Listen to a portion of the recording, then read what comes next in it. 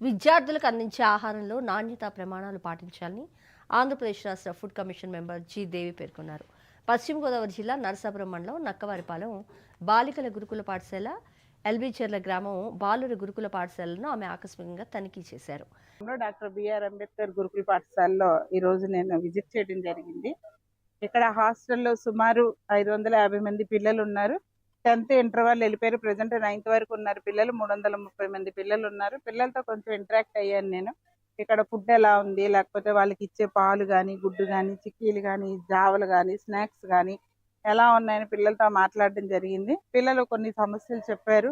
కొంతమందికి లాస్ట్లో ఉన్న వాళ్ళకి ఒక 40-50 మందికి పాలు సరిపోవట్లేదని, పెరుగు నీళ్ళలాగా ఉంటుందని, కూరలు కూడా పలచగా నీళ్లు పోసి వండుతున్నారని, చట్నీలు బాగోట్లేదని పిల్లలు కొన్ని సమస్యలు చెప్పారు. నేను వంట వాళ్ళని పిలిచి మాట్లాడడం జరిగింది. ఎందుకంటే ప్రతి ఒక్కరూ మానవత్వంతో పనిచేయాలి. ఇది ఎవరికి వాళ్ళు స్వార్థంతోనో లేకపోతే ఏదో మిగిల్చుకుందాం అన్నట్టు పనిచేస్తే ఖచ్చితంగా ఆ బిడ్డకి న్యాయం జరగదు. ఎందుకు అలా జరిగిందని చెప్పి వార్డెన్ గారితోని, వంట వాళ్ళతోని, స్టాఫ్తోని కూడా మాట్లాడడం జరిగింది. సరి చేసుకుంటాం అంటున్నారు వాళ్ళు. లేదంటే కనుక మీరు మానేయండి, వేరే వాళ్ళని పెడతామని కూడా వాళ్ళకి వార్నింగ్ ఇవ్వడం జరిగింది. సరే ఈసారికి చూద్దామని చెప్పి మరలా నేను ఒకసారి మళ్ళీ పిల్లలతో మాట్లాడి నిర్ణయం తీసుకుందామని చెప్పి ఆగాను. వాష్రూమ్స్ కూడా అసలు బాగాలేదండి. ఇక్కడ మెయిన్ వాటర్ ప్రాబ్లం ఎక్కువగా ఉంది. మరి కలెక్టర్ గారి దృష్టిలోని, అలాగే గౌరవ ఎమ్మెల్యే గారి దృష్టిలో కూడా పెట్టామని చెప్తున్నారు.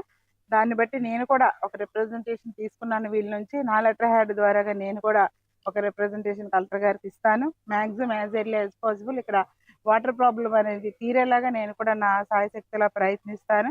నేను ఈ హాస్టల్కి ఎవరి ద్వారాగైనా ఎంక్వైరీకి పంపించినప్పుడు నాకు మంచి రిజల్ట్ కనబడాలి. అది ఎప్పుడు పంపిస్తానా, ఎలా పంపిస్తానా వాళ్ళకి తెలియకుండా సడన్